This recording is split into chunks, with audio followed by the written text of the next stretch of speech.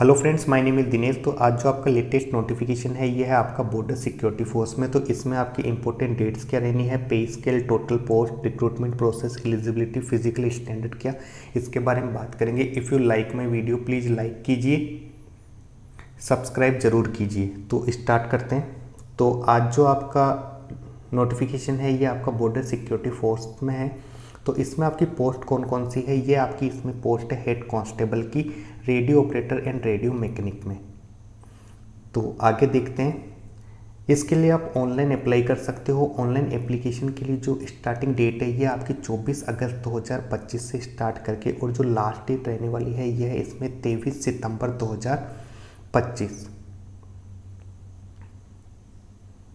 Next इसमें देखते हैं आपका पे स्केल एंड अदर अलाउंस आपके क्या रहने वाले हैं। तो पे स्केल आपकी यहाँ पोस्ट है हेड कांस्टेबल की, radio operator, radio mechanic, 2 types of post है हेड कांस्टेबल की। तो इसमें जो आपका पे लेवल है ये लेवल 4 की आपकी वैकेंसीज है, जिसका बेसिक पे है 25,500।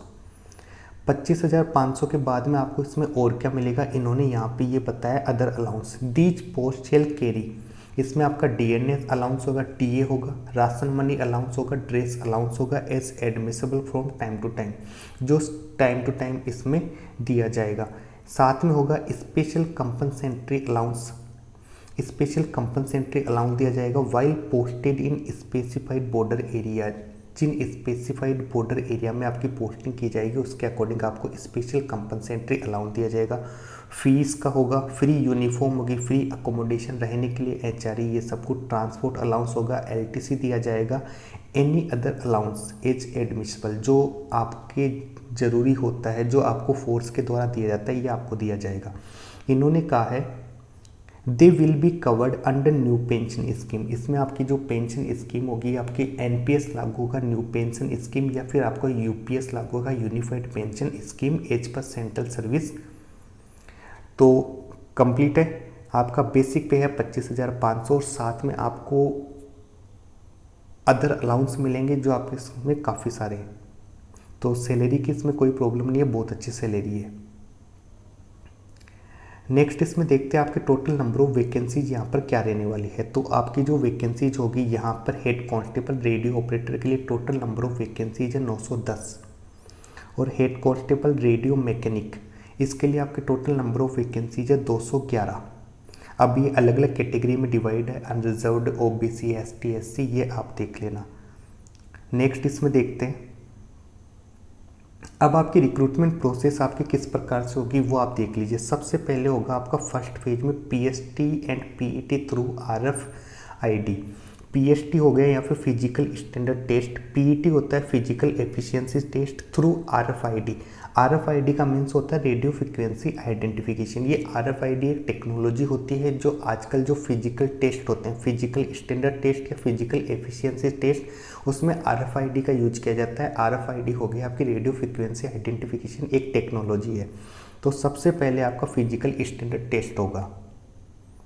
ये इसमें कहा गया है all the candidate must have to qualify, सभी कैंडिडेट के लिए ज़रूरी है फर्स्ट फेज एग्जामिनेशन को क्लियर करना, PST P through RFID for appearing in the second phase examination CBT.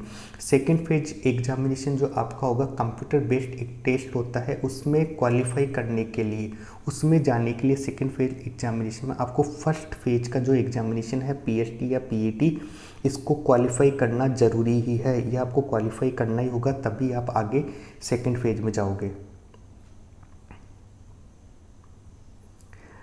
Next इन्होंने कहा है जो आपका सेकंड फेज होगा ये आपका क्या है, ये कंप्यूटर बेस्ड टेस्ट होगा। इसमें आपका सीबीटी होने वाला है, कंप्यूटर बेस्ड आपका टेस्ट होगा, जिसमें इन्होंने कहा है computer based test will be conduct in English and Hindi medium only. 2 language में होगा, या तो इंग्लिश में होगा या हिंदी में होगा, दोनों लैंग्वेज होगी। दोनों में से आप इंग्लिश में क्वेश्चंस करना चाहो इंग्लिश में कर सकते हो, हिंदी में करना चाहो हिंदी में कर सकते हो।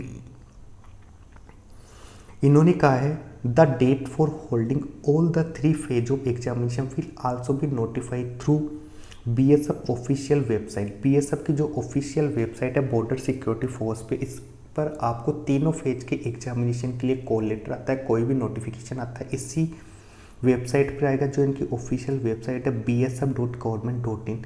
और एज वेल एज इसी प्रकार से बीएसएफ रिक्रूटमेंट पोर्टल की जो वेबसाइट है recruitment.bsf.government.in, यहाँ पर आप चेक कर सकते हो। फर्स्ट फेज सेकंड फेज के लिए एडमिट कार्ड हो गए, अदर डिटेल जो भी आपको चाहिए वो आप इनकी 2 वेबसाइट से चेक कर सकते हो।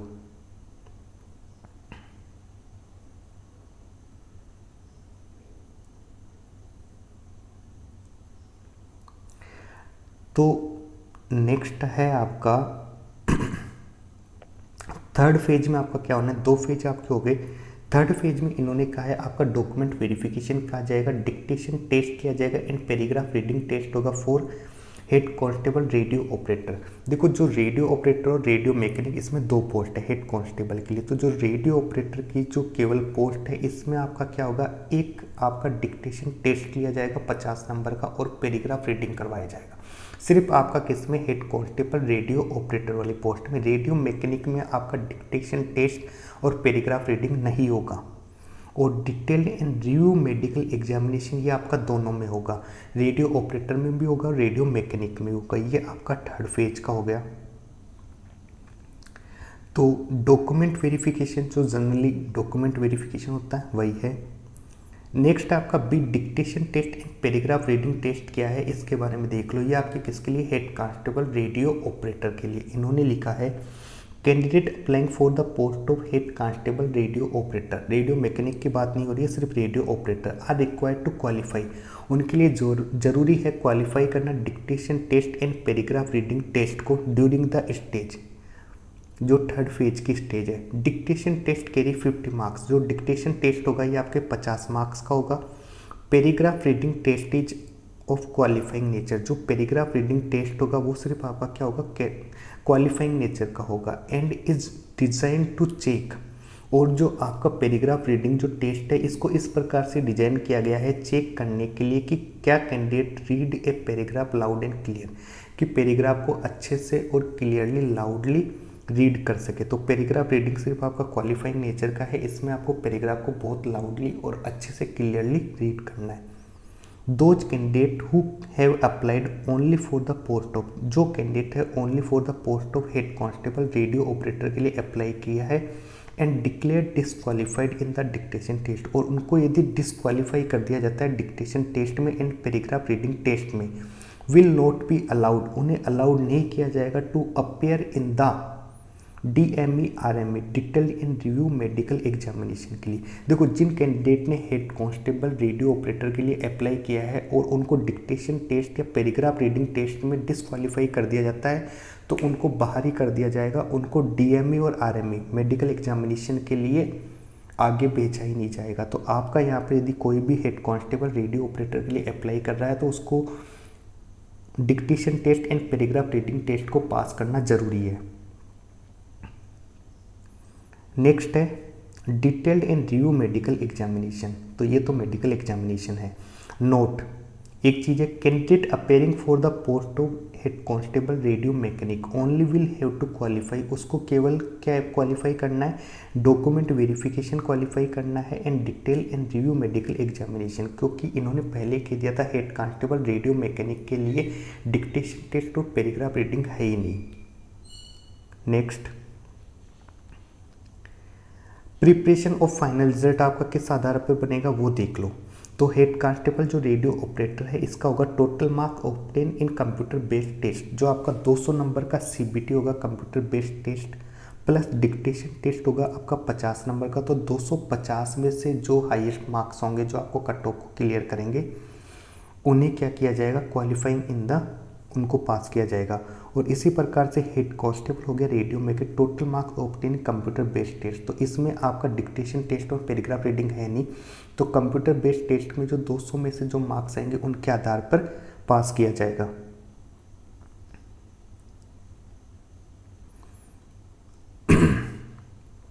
तो अब यहाँ पे देख लेते हैं एलिजिबिलिटी कंडीशन, आपको क्वालिफिकेशन क्या क्या चाहिए। सबसे पहले आता है आपका हेड कांस्टेबल रेडियो ऑपरेटर के लिए। देखो इन्होंने यहाँ पे क्या है कहा है, पास इन इंटरमीडिएट या 12 स्टैंडर्ड, 12वीं क्लास पास चाहिए इन्हें हेड कांस्टेबल रेडियो ऑपरेटर के लिए। वो भी आपका किस में होना चाहिए, आपके 12th physics chemistry and mathematics में, साइंस मैथ में आपकी 12th पास होनी चाहिए। और साथ में इन्होंने कहा है 60% मार्क्स होने चाहिए फिजिक्स केमिस्ट्री एंड मैथ में। तो हेड कांस्टेबल रेडियो ऑपरेटर के लिए 12th पास चाहिए फिजिक्स केमिस्ट्री मैथ से, और 60% मार्क्स होने चाहिए फिजिक्स केमिस्ट्री मैथ में। या इसके अलावा क्या चल सकता है यदि किसी के पास 12th नहीं हो तो मेट्रिकुलेशन 10वीं पास हो, और साथ में उसके पास क्या होना चाहिए 2 साल का ITI किया हुआ होना चाहिए। अब ITI आपकी किस में होनी चाहिए, रेडियो एंड टेलीविज़न में, या इलेक्ट्रॉनिक्स इंजीनियरिंग में, या computer operator and programming assistant में, या आपकी data preparation and computer software में, या आपकी जनरल इलेक्ट्रॉनिक्स इंजीनियरिंग में, या data entry operator from a recognise institute. तो ये आप रीड कर लेना। या तो वो 12th पास हो फिजिक्स केमिस्ट्री मैथ से 60% मार्क्स होने चाहिए, या उसके पास होनी चाहिए 10th क्लास और साथ में ITI किया होना चाहिए 2 साल का। ये फील्ड आपको दे रखे हैं इनमें।